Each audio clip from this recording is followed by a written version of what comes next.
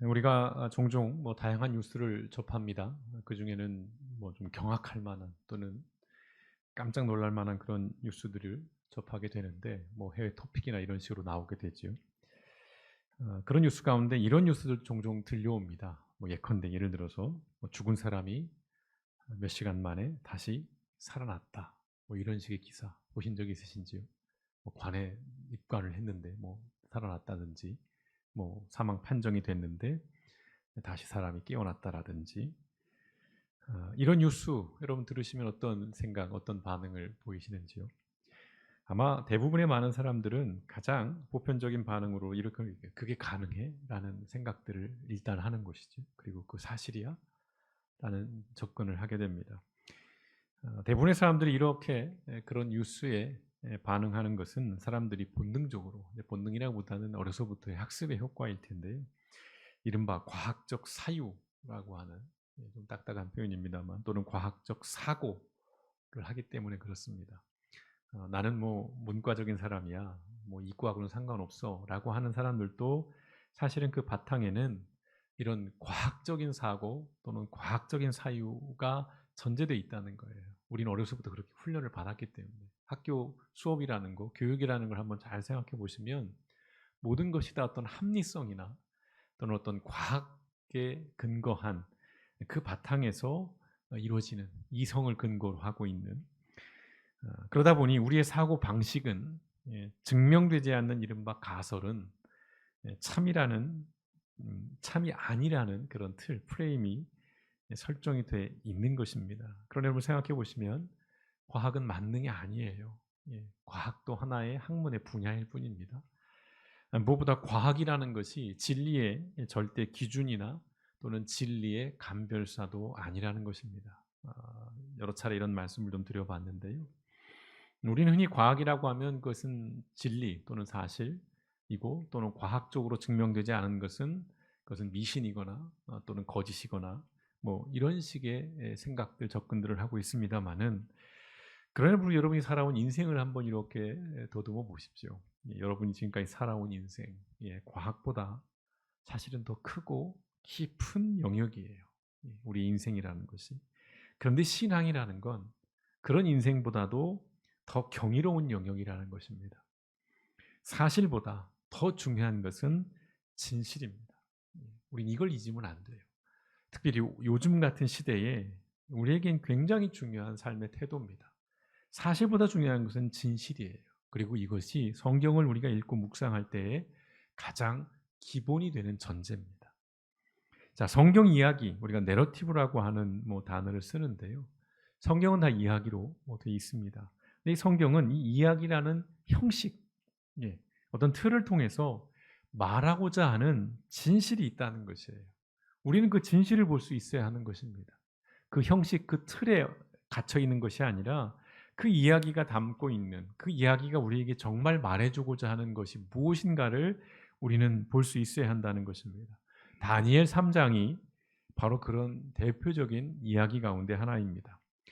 오늘 우리가 읽은 이 묵상한 다니엘 3장은 과학적으로 설명할 수 없어요. 그리고 증명할 수 없는 그런 이야기를 우리에게 들려줍니다. 요약해보면 이렇습니다. 어느 날 느부갓네살 왕이 바벨론의 두라 평지라는 곳에 높이가 27m고요. 너비가 2.7m. 한번 상상을 해보십시오. 굉장히 거대한 금신상인데요. 100%다 순금은 아니고 도금을 했겠죠. 이른바 금맥기를 했을 것 같은데. 그리고 그 신상을 세워놓고 포고를 문을 내리죠. 모든 관료는 그 신상에 절을 하라는 거예요. 모든 악기들이 막 울려 퍼지고 하면 그때 절을 하라는 명령을 내립니다. 그리고 단서 조항을 달죠. 만약 이 명령을 어기면 화형시키겠다, 죽여버리겠다라고 하는 무서운 그런 단서를 답니다. 보통의 이야기가 그렇듯이 누군가 이 명령을 어기는 사람이 나타나겠죠. 그리고 그 명령을 어긴 사람들을 고발하는 이들이 등장을 할 것입니다. 오늘의 이야기도 전형적인 걸 따라가요. 자, 그럼 명령을 어긴 사람은 누굽니까? 다니엘의 세 친구들입니다. 그리고 고발하는 이들은 누구냐면 바벨론의 점성가들이었습니다. 자, 이 소식에 느부갓네살 왕이 경노합니다. 대노하죠. 그래서 다니엘의 친구들을 부릅니다. 그리고 그 고발의 내용이 맞는지를 일단은 확인해요. 그게 14절인데요. 이렇지요. 왕이 그들에게 이렇게 말하였다. 사드락과 메삭과 아벳느고야. 이 다니엘의 세 친구의 이름입니다. 개명된 이름이에요. 너희가 내 신들을 섬기지 않고 내가 세운 금신상에게 절하지 않는다는 말이 사실이냐라고 묻습니다. 느부갓네살 왕의 이 표현, 말의 이 표현들을 우리가 좀 집중할 필요가 있어요. 너희가 내 신들을 섬기지 않고라고 얘기를 합니다. 내 신이에요. 내 신. 느부갓네살에겐 신도 자기의 소유, 자기의 통치의 대상으로 그렇게 여기는 심리가 이 안에 담겨 있는 것입니다. 자, 이렇게 질문한 이후에 일단 한번 기회는 줍니다. 15절 말씀해 보시면 그렇다면 이제라도 너희가 나팔과 피리와 수금과 그 밖의 악기 소리를 듣거든 내가 만든 신상 앞에 엎드려 절하라. 내가 만든 신상. 맞습니다. 느부갓네살 왕이 만든 게 맞죠. 근데 그 신상조차도 자신의 소유물로 여기는 거예요. 그러면 뭐라고 말합니까? 만일 이번에도 너희가 절하지 않는다면 너희를 뜨겁게 타는 용광로에 던져 넣을 것이다. 우리 성경에는 풀무불이라고 이제 이야기를 하죠. 자, 그러면서 매우 중요한 말을 합니다. 이 말을 우리는 잊어서는 안 돼요. 그렇게 되면 그 어떤 신이 너희를 내 손에서 구해내겠느냐. 자, 만약 너희가 절하지 않고 내가 용광로에 던져 넣을 텐데 그렇게 되면 그 어떤 신이 너희를 내 손에서 너희를 구해내겠느냐. 무슨 말이에요? 그 어떤 신보다도 자신이 더 힘이 세다는 거예요. 그 어떤 신도 자기를 이길 수 없다는 것입니다. 권력에 취해 있어요, 지금. 스스로를 신보다도 더 크게 생각하고 있습니다. 굉장히 교만하고요. 오만합니다. 그래서 어리석은 왕이에요. 이 다니엘서의 느부갓네살 왕의 모습을 보면 굉장히 이런 패턴들을 반복을 합니다. 자, 다니엘을 통해서 하나님의 능력을 경험했어요. 우리가 이미 꿈 해몽을 통해서 느부갓네살 왕이 다니엘에게 엎드리면서 하나님을 막 찬양하잖아요. 그런 경험, 그런 태도, 그런 모습은 겉으로는 보였지만 아직 속사람이 변화되지 않는 거예요. 참 이게 어리석은 인간의 전형입니다. 우리의 모습이기도 해요. 하나님의 이적, 하나님의 놀라운 은혜 속에서 그 순간 우리가 일말의 진심을 가지고 뭔가 변화되는 것 같이 보여요. 그러나 시간이 조금 지나면 어느 순간 내가 다시 하나님의 자리에 가 있는 거죠. 내가 중심이 되고 내가 모든 것들을 판단하고 내가 모든 것들을 주관하려고 하는 것. 느부갓네살이 우리 인간의 전형을 그대로 보여줍니다. 자, 왕의 이 무시무시한 제안에 이 다니엘의 세 친구들은 이렇게 말하죠. 아주 단호합니다. 16절과 18절의 긴 말씀 같이 보실까요? 느부갓네살 왕이시여, 우리는 이 문제에 대해서 우리의 입장을 변호할 필요를 느끼지 않습니다. 대박이죠. 예. 지방의 관리들이에요. 예.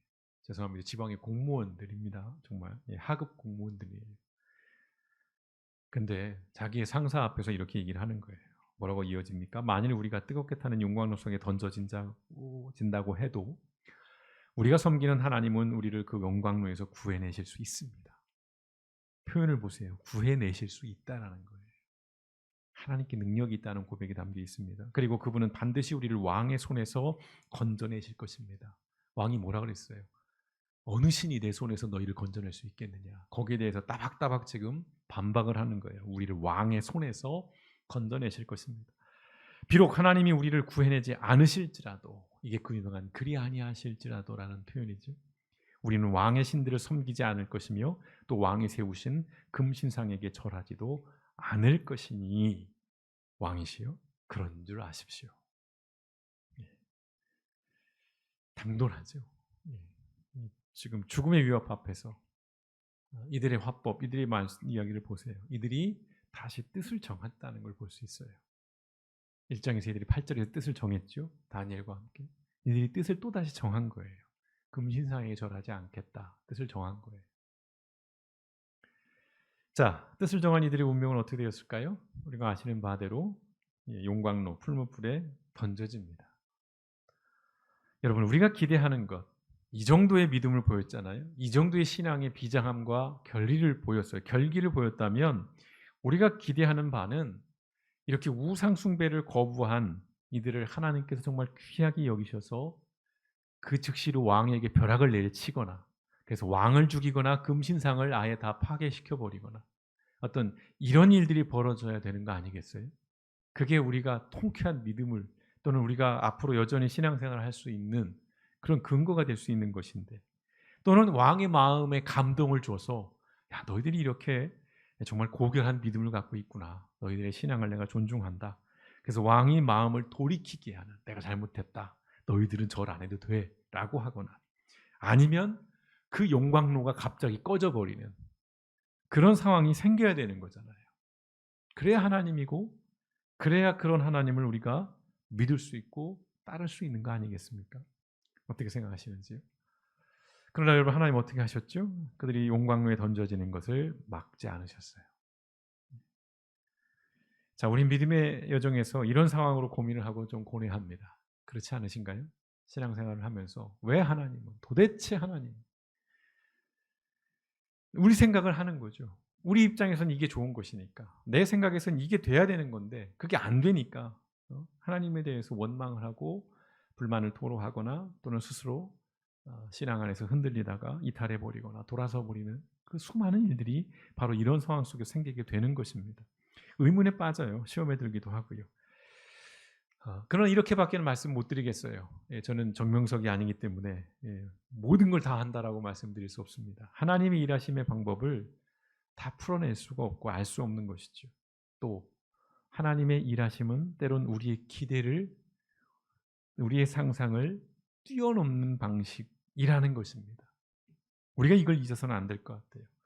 풀무불을 끄거나 던져지는 것을 막아주는 대신에 그런 방법이 아니라 그런 상식적이고 보편적인 방식이 아니라 풀무불에 던져지게 했고 거기서 어떤 일을 하시냐? 이들이 상하지 않게 하는 것이죠. 그게 가능해? 이게 사실이야? 이제 우린 여기 이런 과학적 사유가 막 작동하기 시작하는 거예요. 그래서 이제 머리가 시끄럽습니다. 마음이 복잡하고. 자, 근데요. 이들은 불에 타지 않은 것뿐만 아니라 어떠한 해도 있지 않아요. 끄름이라도 좀 없고 눈썹이라도 좀 타고 뭐 그래야 될 텐데 어떤 해도 있지 않습니다. 더 놀라운 건 뭐예요? 이들을 묶었던 밧줄은 녹아버려요. 자유롭게 됩니다. 그 안에서. 그리고 더 놀라운 이야기가 있습니다. 그 풀물불 안에 누군가 한 사람이 더 보이는 거예요. 세 사람을 집어던졌는데 네 명이 움직이고 있는 거예요. 25절에 보시면 그래서 느부갓네살 왕이 이렇게 얘기해요. 그런데 어째서 네 사람이 불 가운데 걸어 다니고 있냐. 기가 막힌 거예요. 저 사람들은 묶여 있지도 않고 분명히 묶어서 던져버렸는데 상한 흔적도 없으며 더구나 네 번째 사람은 그 모습이 신들의 아들과 같구나라고 고백을 합니다. 그래서 많은 성경학자들은 그 네 번째 사람이 누구냐에 대해서 해석을 할 때 성육신 하기 전, 첫 번째 크리스마스를 통해서 이 땅에 사람의 몸으로 오시기 전 태초부터 삼위일체로 계셨던 성자 예수님, 예수님이 그 용광로 속에 함께 계셨다라고 그렇게 해석을 합니다. 다시 말씀드려요. 이 이야기를 들으면 대부분의 사람들 야 이게 실제로 가능해? 그리고 어떤 분들은 이제 막 이렇게 돌아가요. 이과적인 생각들. 그 풀무가 보통 몇 도쯤 될까? 한 1000도쯤 될 텐데. 그럼 우리 피부 조직이 그게 견뎌낼까? 뭐 이런 생각들. 또는 새 친구들이 입었던 옷의 소재가 무엇일까? 특수한 옷은 아니었을까? 뭐 이런 식의 생각들. 어떤 주변적인 것들에 집중을 하기 시작을 하죠. 이 이야기 속에서. 그리고 이걸 어떻게든 과학적으로, 합리적으로, 이성적으로 막 풀어내려고 해요. 그런데 다시 말씀드립니다. 오늘 이 다니엘 3장의 이야기를 과학적 사고로 접근해서는 안 된다는 것입니다. 이 안에 담겨 있는 놀랍고 경이롭고 아름다운 이야기가 너무나도 크고 깊어요. 우린 그걸 캐치해야 되는 것입니다. 사실이냐 아니냐 이거에 몰두하지 말고 이 이야기가 담아내고 있는 하나님의 이야기가 무엇인가를 우리는 경청해야 한다는 것입니다. 자, 보십시오. 압박과 협박을 하던 느부갓네살 왕 앞에서 단호하게 자신들의 뜻을 말했던 이 세 친구들, 이들을 우린 집중해야 하는 것이에요. 이들이 불에 왜 안 탔냐 이게 아니라, 자, 하나님은 오늘 이들을 통해서요 우리에게 네 가지의 완전한 것에 대한 이야기를 들려줍니다. 좀 짧게 압축을 해볼게요. 그 네 가지가 뭐냐면 첫째, 완전한 헌신에 관한 이야기를 우리에게 들려주는 것입니다. 16절, 우리 입장을 변호할 필요를 느끼지 않습니다. 왕 앞에서 구구절절하게 변명하지 않아요. 이들은 하나님께 온전히 헌신하고 있어요. 하나님께 전적으로 몰입하고 있는 걸 보여주고 있습니다. 둘째, 완전한 신뢰예요. 17절 우리가 섬기는 하나님은 우리를 그 용광로에서 구해내실 수 있습니다. 하나님 믿고 있고 하나님을 신뢰하는 겁니다. 그리고 그분은 반드시 우리를 왕의 손에서 건져내실 것입니다. 아직 이루어지지 않았어요. 그런 이들은 믿고 있는 거예요. 완전하게 하나님을 신뢰합니다. 절대적으로 신뢰하고 있어요. 셋째, 완전한 용기입니다. 용기, 담대함이죠. 18절 비록 하나님이 우리를 구해내지 않으실지라도 우리는 왕의 신들을 섬기지 않을 것이며 또 왕이 세우신 금신상에게 절하지도 않을 것이니 왕이시여 그런 줄 아십시오. 당당한 거예요. 담대한 겁니다. 왕보다 하나님을 더 크고 더 위대하고 더 능력 있는 분으로 보는 거예요. 그러니 용기가 생기는 것이죠. 예. 뭐 반려견을 키우는 분들 아실 거 아니에요. 예. 주인이 딱 있으면 막 짖어대요. 예. 없으면 꼬리 내리고 있고. 예. 개들도 자기 동네에서는 50% 먹고 들어간다는 말이 그래서 나오는 것인데 왕보다 하나님을 더 신뢰하는 그 바탕 속에서 이러한 용기가 담대한 용기를 낼 수 있었던 것입니다. 네 번째로는 완전한 확신이에요. 예, 신뢰와 비슷한 말이지만 28절에 보시면 그들은 자기들의 하나님 외에 다른 신에게 경배하지 않으려고 왕의 명령을 거역하고 기꺼이 자신들의 목숨까지 내놓았다는 것입니다. 자, 하나님만이 유일한 하나님이심을 확신하고 있는 거예요, 이들이. 풀무불에 던져지지 않는 것이 은혜가 아니라는 것을 우리는 기억해야 합니다.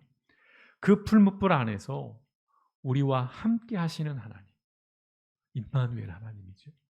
또한 우리를 지키시는 그 하나님, 이것이 진정한 은혜라는 것이에요. 우리 생각에는 용광로 불이 꺼지거나 거기에 던져지지 않거나 금신상이 파괴되거나 왕이 벼락을 쳐 죽여버리거나 이런 현실을 바라보지만 하나님은 우리와 함께 한다는 것입니다.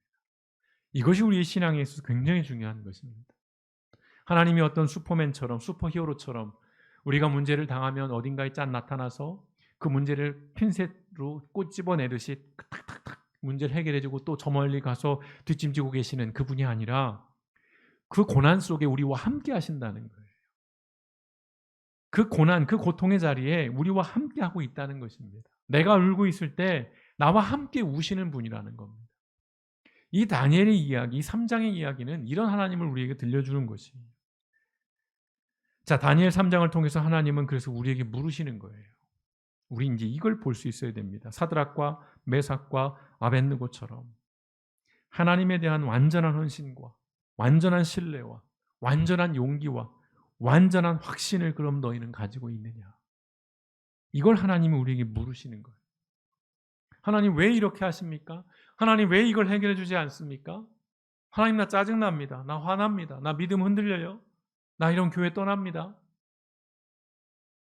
그런 하나님 앞에서의 수많은 물음을 쏟아내기 전에 내가 하나님에 대해서 완전한 헌신을 하고 있느냐? 그 하나님을 내가 완전히 전적으로 신뢰하고 있느냐? 또는 그 하나님을 위해 내가 담대함을 갖고 있느냐? 또는 내가 하나님이 나와 함께 하신다는 그 분명한 확신을 가지고 있는가? 이걸 물어보시는 거예요. 다니엘의 친구들은 아무것도 보장된 것이 없음에도 하나님을 붙잡았어요. 오늘 종려주일입니다. 예수님께서 하나님의 뜻을 이루기 위해서 예루살렘으로 들어가시는 날이에요. 어린 나귀를 타고 입성을 하십니다. 여러분 수없이 설교를 들으셨고 말씀을 묵상해서 아시겠죠? 예수님은 아시고 가는 겁니다. 그 예루살렘으로 가는 길이 영광의 길이 아니에요. 죽음의 길이에요. 죽음의 자리입니다. 살려고 가는 길이 아니에요. 죽으러 가는 것입니다. 부활하시잖아요. 아니요. 그 전에 고난이 있었고 죽음이 있었어요. 이 과정을 무시하면 안 돼요. 근데 우리는 그걸 무시하고 싶어요. 그건 하나님이 감당하시고 부활의 영광은 우리의 것이 되게 해주세요. 이러니 이제 우리는 신앙에서 끊임없이 갈등하게 되는 것입니다. 딜레마에 빠지는 거예요. 여러분 기억하십시오. 예루살렘은 일단은 죽음의 자리였다는 거예요. 고통과 고난의 자리였다는 것입니다. 그럼에도 하나님의 뜻을 이루어야 하는 당신의 사명을 완수하기 위해서 기꺼이 그 죽음의 자리로 예수님이 오늘 들어가시는 거예요. 사드락과 메삭과 아벳느고의 삶과 바로 이런 예수님의 삶은 그래서 닮아 있다는 것입니다. 압박과 회유, 협박으로 뜻을 꺾으려고 했어요. 다니엘이 세 친구들에게도 그랬잖아요. 세상 모든 악기들을 총동원한다는 게 뭐예요? 세상 다 한 목소리로 동일한 어떤 요구를 하는 겁니다. 예수님도 마찬가지였죠. 제자들도 말렸어요. 그러면 안 된다. 십자가의 길, 고난의 길 가지 마시라. 그걸 듣지 않은 것에 대해서 또 많은 무리들은 배신감을 느껴서 호산나라고 외쳤던 그 무리들이 예수님이 십자가에 못 박으라고 하는 그런 모습으로 변하게 되잖아요. 목숨을 위협해요. 세상과 같아지라고, 튀지 말라고 집요하게 요구하는 세력과 싸웠다는 것입니다. 하지만 이들은 예수님은 하나님에 대한 완전한 헌신, 신뢰, 용기, 확신, 예수님도 이 네 가지가 있었어요. 하나님에 대해서요. 이 잔 내게 옮겨주세요. 나 힘들어요. 그러나 내 뜻대로 마시고 아버지의 뜻대로 되기를 원합니다. 하나님께 모든 걸 의탁하는 거예요. 인정하는 것이죠. 그분을 의지하는 것입니다. 그런 헌신, 신뢰, 용기, 확신으로 하나님의 길을 끝까지 걸어가셨고 사명을 완수하신 거예요. 자, 죽음의 현장에서 사드락과 메삭과 아벳느고가 보여준 신앙은 그리하여 부활신앙이라고 말할 수 있는 것이에요. 느부갓네살 왕 앞에서 당당하게 말했던 그리 아니하실지라도 하나님께서 우리를 건져주실 텐데 하나님이 혹시 우리를 건져주지 않아서 내가 용광로에서 다 녹아서 죽어버릴지라도 내가 흔적도 없이 사라져버릴지라도 나는 하나님을 믿습니다라고 하는 이유가 뭘까요? 그들에게 있어서 이 삶이라는 것은 죽음으로 마무리되지 않는다는 확신이 있었기 때문이에요. 육체적인 죽음으로 끝난다는 것, 소멸한다는 것, 그게 아니었어요, 이들에게는. 그러니까 삶과 죽음이 그 경계가 이들에게 무의미한 거죠. 그런 확신이 있으니까요. 삶과 죽음이 별개의 문제가 아니었다는 것입니다. 이런 사람들은 용기가 있을 수밖에 없는 것이죠. 흔히 내일만 사는 사람은 오늘만 살아가는 사람한테 죽는다. 이런 얘기 영어 대사도 나옵니다만 이들에게 있어서는 지금 여기에서 내가 육신을 가지고 사는 삶과 내가 죽음 이후의 그 삶이 다른 게 아니에요. 같은 것이에요. 그러니까 이들은 그리 아니하실지도라도 하는 그런 고백을 할 수 있었다는 것입니다. 살아있다고 살아있는 것이 아니고 죽었다고 죽은 것이 아니라는 것입니다. 사도 바울의 유명한 고백이 있죠. 로마서 14장 8절의 말씀. 같이 읽어볼까요? 시작. 우리가 살아도 다시요. 시작. 우리가 살아도 주를 위하여 살고 죽어도 주를 위하여 죽나니 그러므로 사나 죽으나 우리가 주의 것이로다. 아멘. 이게 다니엘의 세 친구가 가졌던 믿음이에요. 물론 이들이 이렇게 고백한 것은 아니지만 그 믿음이 결국 이와 같은 믿음이에요. 그리고 이러한 믿음이 예수님이 십자가의 길을 걸어가게 하신 그런 믿음이기도 한 것입니다. 사나 죽으나 주님의 것이라는 거예요. 우리가 믿음의 삶을 살아가면서 수없이 흔들리고 넘어지고 또 타협하고 또 배신하고 비겁해지는 것은 우리가 하나님께 전적으로 헌신하지 못하고 하나님을 전적으로 신뢰하지 못하고 그 하나님을 크게 보면서 우리가 용기를 갖지 못하고 확신이 흐려질 때에 우리는 흔들려요. 우리는 시험에 빠집니다. 믿음에서 이탈하게 되는 것이죠. 그래서 우리는 기억해야 한다는 것입니다. 풀무불은 절망과 죽음의 공간인 건 맞아요. 그러나 하나님은 그 공간을 희망과 기적과 생명의 공간으로 바꿔주셨다는 겁니다. 예수님의 십자가는 분명 수치와 실패와 죽음의 자리입니다. 맞아요. 그러나 하나님은 그 수치와 실패와 죽음의 자리를 영광과 승리와 부활의 자리로 바꿔주셨다는 것. 믿음의 사람은 그 앞의 것만 볼 것이 아니라 이 통으로 봐야 된다는 것입니다. 그래서 예수님에게 이 십자가의 길은 부끄러운, 수치스러운, 내가 하나님인데, 내가 하나님의 아들인데, 내가 벌거벗은 채로 십자가에 매달려서 이렇게 헐떡이는 모습 아니에요. 이 십자가의 길은 하나님의 글로리를 성취하는 것뿐만 아니라 예수님 자신의 글로리였다는 것입니다. 요즘 이 드라마가 유행이라서 좀 이 단어를 차용해 봤는데요. 글로리, 광휘, 광채 이런 뜻입니다. 영광. 그런 의미를 담고 있어요. 십자가의 길은 하나님의 글로리예요. 하나님의 광위와 하나님의 위엄과 하나님의 광채를 드러내는 것이고 예수님의 글로리이기도 한 것입니다. 여러분, 우리 그리스도인의 글로리라는 것은 무엇일까요? 그렇다면 넓고 높고 쉬운 길이 아니라는 것이에요. 참 이것이 우리에게는 어려운 거죠. 신앙생활에서 늘. 오히려 좁고 낮고 거친 길이 우리 그리스도인들의 글로리라는 것입니다. 세상과는 전혀 다른 길이에요.